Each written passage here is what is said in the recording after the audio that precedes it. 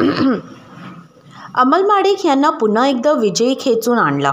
सतेज पाटील यांनी जागा वाटपमध्ये बाजी मारत जागा खेचून आणल्या होत्या, मात्र ह्या सर्वत्र जागा अडचणीत आल्याने मोठा झटका बसला आहे। दरम्यान खासदार धनंजय माडिक यांना महाविकास आघाडीकडून मोठ्या प्रमाणामध्ये टार्गेट करण्यात आलं होतं। त्यामुळे त्याचा फटका अमल माडिक यांना विधानसभा निवडणुकीमध्ये बसणार का ह्याची चर्चा रंगली होती। मात्र कोल्हापूर दक्षिणमध्ये त्याचा कोणताही परिणाम झाला नसल्याचं निकालातून स्पष्ट झालेलं आहे। अमल माडिक यांनी पुन्हा एकदा विजय खेचून आणला आहे।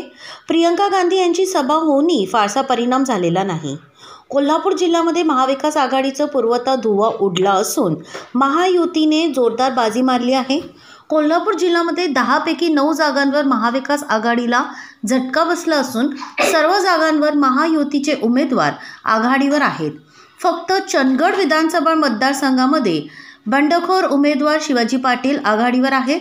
मात्र ते सुद्धा भाजप बंडखोर उमेदवार असल्याने कोल्हापूर जिल्ह्यातून महाविकास आघाडी हद्दपार झाली आहे।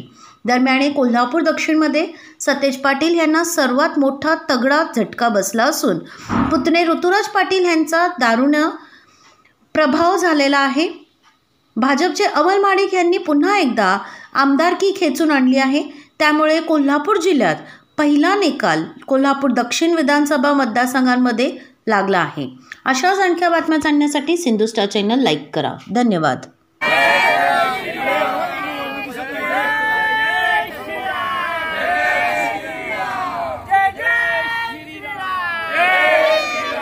भारतीय जनता पार्टीचा